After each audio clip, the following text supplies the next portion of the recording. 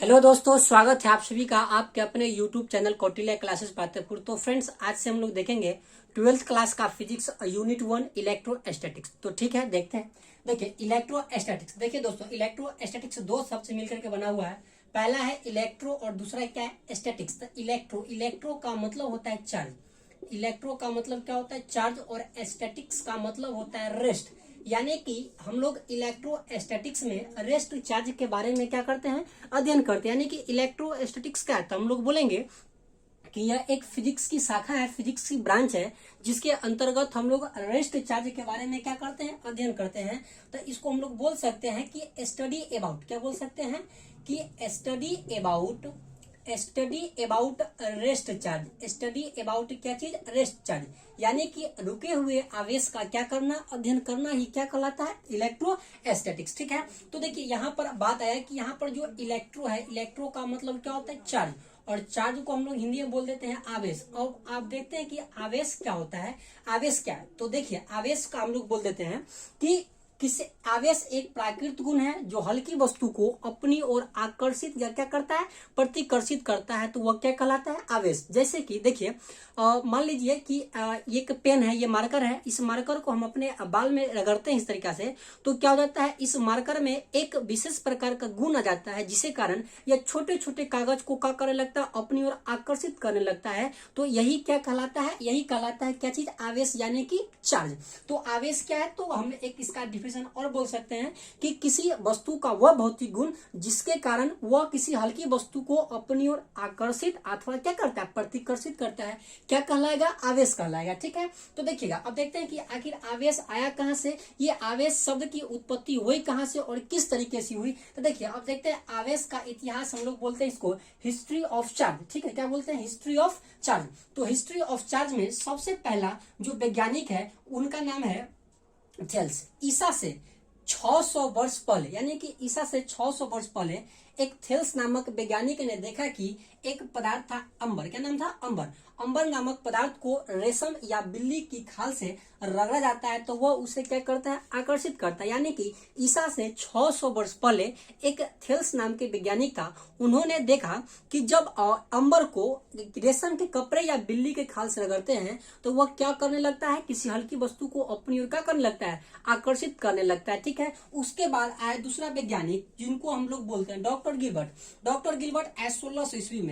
1600 ईस्वी में doctor Gilbert ने बताया कि सिर्फ अंबर ही नहीं, शीशा, चमड़ा, एबोनाइट को रगड़ने पर वो भी क्या हो जाता है, आकर्षित हो जाता है। तो पहला कौन वैज्ञानिक है, थेल्स है। थेल्स बोले कि सिर्फ अंबर को रगड़ने से क्या होता है, उस पर आवेश उत्पन्न होता है। लेकिन डॉक्टर गिलबर्ट आए बोले कि नहीं, सिर्फ अंबर को रगड़ने से नहीं, कोई भी पदार्थ जैसे कि शीशा हो गया, चमड़ा हो गया, एबोनाइट हो गया, इस सब को रगड़ने से आपस में क्या होता है, आवेश उत्पन्न होते हैं। उसके बाद आए अगला वैज्ञानिक जो 1646 ईस्वी में आया, थॉमस ब्राउन कहा कि अच्छा बताइए कि जब कोई भी दो पदार्थ को आपस में रगड़ते हैं तो उससे जो आवेश उत्पन्न होता है उसका नाम जो है इलेक्ट्रिसिटी दिया। क्या दिया, इलेक्ट्रिसिटी। तो ऑब्जेक्टिव क्वेश्चन पूछेगा कि इलेक्ट्रिसिटी नाम सर्वप्रथम किसने दिया, तो हम लोग बोलेंगे क्या चीज, थॉमस ब्राउन।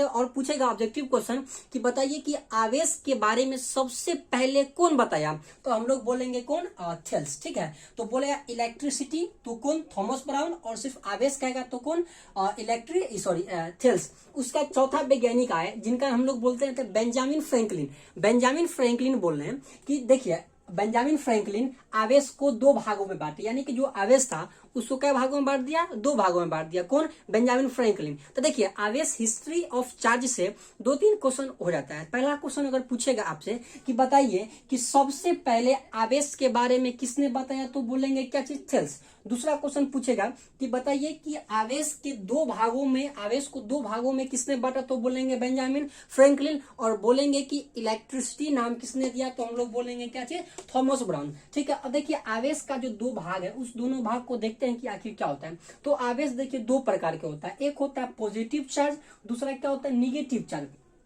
पॉजिटिव चार्ज को हम लोग बोल देते हैं धन आवेश। क्या बोलते हैं, धन आवेश। पॉजिटिव चार्ज को बोलते हैं धन आवेश और नेगेटिव चार्ज को बोलते हैं ऋण आवेश। धन आवेश क्या होता है, तो जब ग्लास यानी ग्लास रॉड मतलब कांच की छड़ को यानी कि कांच के एक रॉड को रेशम के कपड़े के साथ क्या करते हैं, रब करते हैं, रगड़ते हैं, तो वो जो ग्लास का रॉड है उस पर एक चार्ज उत्पन्न हो जाता है और उस चार्ज को हम लोग बोल दिए कौन चार्ज, पॉजिटिव चार्ज बोल दिए। ठीक है, इसका डिफिनेशन क्या बोलेंगे, बोलेंगे जब एक कांच की छड़ को रेशम के कपड़े के साथ रगड़ते हैं तो उस पर जो उत्पन्न आवेश है उस आवेश का नाम दिया कौन आवेश, धन आवेश। ठीक है, उसका ऋण आवेश क्या है, तो ऋण आवेश में क्या है कि जब एम्बर या एवोनाइट की रॉड, ठीक है ना, एम्बर या एवोनाइट की रॉड को बिल्ली के खाल से, किसके खाल से, बिल्ली के खाल से रगड़ा जाता है तो उस पर जो आवेश उत्पन्न होता है उस आवेश को हम लोग बोल देते हैं कौन चार्ज, निगेटिव चार्ज। ठीक है, तो ऑब्जेक्टिव क्वेश्चन यहाँ से ही पूछेगा कि बताइए जब एम्बर को किसी बिल्ली के खाल से रगड़ते हैं तो कौन सा आवेश उत्पन्न होता है, तो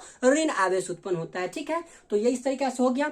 अब देखते हैं कि आखिर आवेश हम लोग देख लिए, अब देखते हैं कि आवेश का फॉर्मूला देखते हैं, आवेश का एसआई मात्रक देखते हैं। ठीक है, चलिए देखिए, इससे पहले के वीडियो में बताए थे, इससे पहले की वीडियो में बताए थे कि फिजिक्स क्या होता है, उसके फादर कौन कौन है, फिजिक्स के अलग अलग क्षेत्रों में फिजिक्स का क्या क्या नाम है। अगर वो वीडियो अगर आप लोग नहीं देखे हैं तो पहले उसे एक बार जरूर देख लें क्योंकि फिजिक्स का वो बेसिक है। ठीक है, आज हम लोग देखते हैं, अब देखते हैं, देखिए आप लोग टेंथ में पढ़े हुइएगा कि आवेश प्रवाह की दर को, आवेश प्रवाह की दर को विद्युत धारा कहते हैं, यानी कि आवेश के प्रवाह की दर को क्या कहते हैं, विद्युत धारा कहते हैं।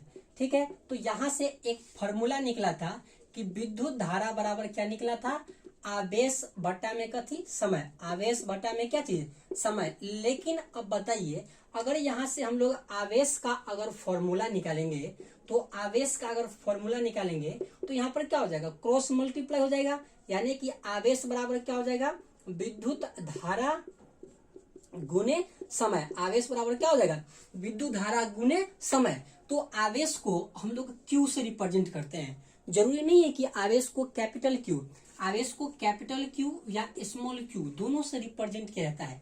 विद्युत धारा को आई से और समय को किससे, टी से, तो Q बराबर क्या होता है, आई टी, Q बराबर क्या होता है, आई टी।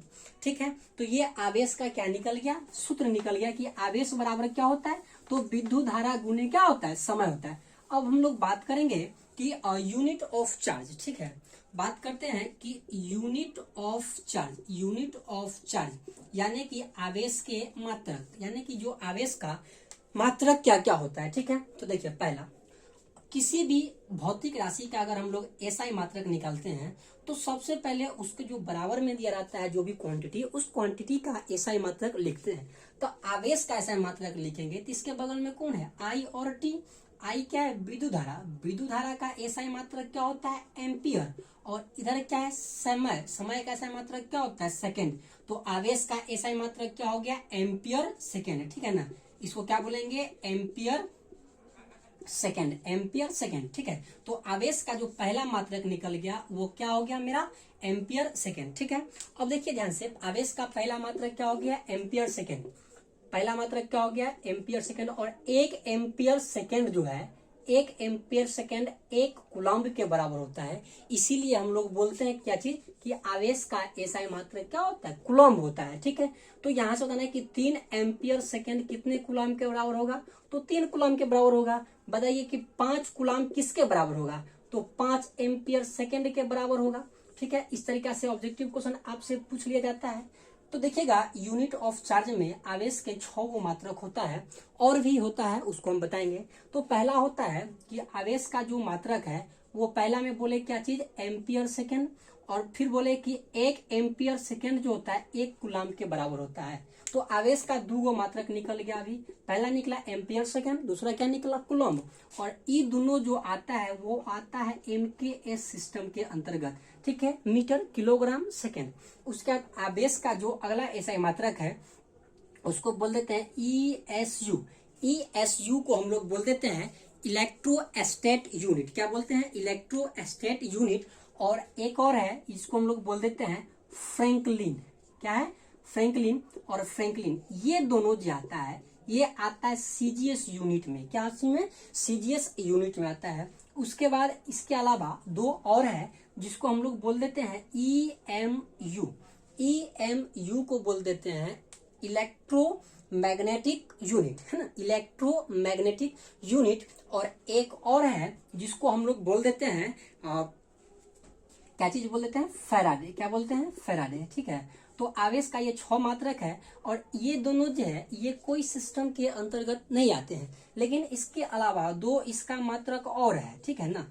एक इसका मात्रक है, 2 इसका मात्रक है। एक है क्या चीज, एक है एम्पियर आवर। क्या है, एम्पियर आवर। पहला क्या मात्रक है, एम्पियर आवर। और अगला जो मात्रक है वह है मिली एम्पियर आवर, ठीक है। तो ये दोनों जो है ये व्यावसायिक मात्रक है। क्या है, व्यावसायिक मात्रक है। व्यावसायिक मात्रक है इसका, किसका, आवेश का। एसआई मात्रक क्या होता है, व्यावसायिक मात्रक ये होता है, ठीक है। अब इसमें हम लोग देखते हैं, संबंध देखते हैं कि आखिर इसमें क्या क्या संबंध, किसमें क्या होता है, नहीं होता है, ठीक है। चलिए, तो आवेश का फॉर्मूला हो गया, आवेश का मात्रक हो गया। अब देखते हैं इस सब में संबंध देखते हैं, ठीक है। देखिए ध्यान से एक बार और समझते हैं आवेश का मात्रक, ठीक है। तो पहला है आवेश का मात्रक क्या, ampere second. 1 ampere second 1 coulomb के बराबर होता है। दूसरा मात्रक निकल गया, दोनों एम के सिस्टम में आ गया। अगला है ESU, इलेक्ट्रोस्टैटिक यूनिट, ठीक है। और फ्रैंकलिन ये आता है CGS के अंतर्गत। और अगला है EMU और फैराडे, ये किसी के अंतर्गत, कोई भी सावी सिस्टम के अंतर्गत नहीं आता है। और अगला है एम्पियर आवर और मिली एम्पियर आवर, ये किसके अंतर्गत आता है, तो व्यावसायिक मात्रक। अब देखते हैं कि बताइए, देखिए अब इस सब में थोड़ा संबंध देख लीजिए कि क्या होता है, ऑब्जेक्टिव पूछता है, ठीक है। तो देखिए ध्यान से, तो आवेश का सबसे छोटा मात्रक, ऑब्जेक्टिव क्वेश्चन पूछेगा कि आवेश का सबसे छोटा मात्रक कौन होता है, तो यही जो ESU है यही होता है आवेश का सबसे छोटा मात्रक। इसको बोलते हैं इलेक्ट्रोस्टैट यूनिट, ठीक है ना, इलेक्ट्रोस्टैट यूनिट। या इसका एक और नाम है, इसको हम लोग बोल देते हैं स्टैट कूलम्ब। क्या बोल देते हैं, स्टैट कूलम्ब, ठीक है ना। तो आवेश का एक सबसे छोटा मात्रक ESU, इसको स्टैट कूलम्ब बोल सकते हैं, ठीक है। अब इसमें संबंध समझिए कि कहेगा ऑब्जेक्टिव कि 1 कूलम्ब में कितना स्टैट कूलम्ब होता है। तो 1 कूलम्ब में 2.99 इंटू 10⁹ ESU यानी कि स्टैट कूलम्ब होता है। लेकिन यहाँ पर समझिए 1 कूलम्ब, यहाँ पर 2.99 है, तो यहाँ पर अगर 2.99 नहीं होगा तो इसके जगह पर हम लोग 3 रख सकते हैं, ठीक है। तो 3 इंटू 10⁹ ESU, ठीक है। तो पूछेगा 1 कूलम्ब में कितना ESU, और ये क्वेश्चन बहुत बार आपके एग्जाम में पूछा हुआ है कि 1 कूलम्ब में कितना ESU, तो 3 गुने 10⁹ ESU। लेकिन अगर क्वेश्चन उल्टा कर देगा, कहेगा 1 ESU में कितना कूलम्ब, तो ये देखिए तो क्या हो जाएगा, इधर ये सब गुना में है, इधर कथी में आ जाएगा, भाग में, और ये 10 नीचे जाएगा प्लस में, ऊपर क्या हो जाएगा, माइनस में, ये 9 कूलम्ब हो गया। तो ये इसमें संबंध हो गया कि आवेश का छोटा मात्रक ESU 1 कूलम्ब में 3 गुने 10⁹ ESU, तो 1 ESU में कितना कूलम्ब, 1/3 गुने 10⁻⁹ कूलम्ब, ठीक है। अब अगला बात करते हैं कि आवेश का सबसे बड़ा मात्रक, आवेश का सबसे बड़ा मात्रक। तो आवेश का सबसे बड़ा जो मात्रक होता है, आवेश का सबसे बड़ा मात्रक वो होता है ये फैराडे। क्या होता है, फैराडे। तो आवेश का सबसे बड़ा मात्रक क्या होता है, फैराडे। क्या होता है, फैराडे। और ऑब्जेक्टिव क्वेश्चन आपसे ये पूछेगा कि बताइए कि एक फैराडे में कितना कूलम्ब, तो हम लोग बोलेंगे 1 फैराडे में 96,500 कूलम्ब, ठीक है ना। तो ऑब्जेक्टिव क्वेश्चन पूछेगा कि आवेश का सबसे बड़ा मात्रक तक क्या होता है, फैराडे। 1 फैराडे में कितना कूलम्ब, 96,500 कूलम्ब, ठीक है। अगला देखते हैं, अगला अब बात करते हैं थोड़ा ये EMU, ठीक है ना, कि 1 EMU में कितना कूलम्ब होता है, 1 EMU में कितना ESU होता है, 1 ESU में कितना EMU होता है, ठीक है ना। तो देखते रहिएगा। देखिए तो बात करते हैं कि 1 ESU में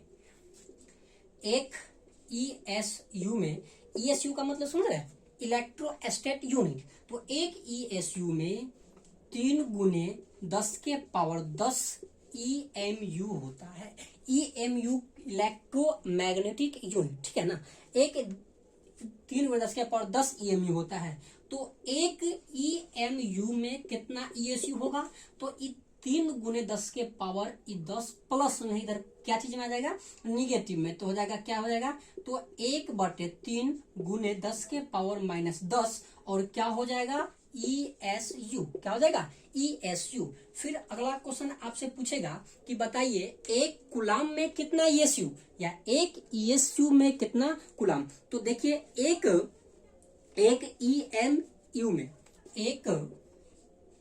EMU में एक EMU में होता है 10 कूलाम। ऑब्जेक्टिव क्वेश्चन पूछेगा एक EMU में कितना कूलाम, 10 कूलाम।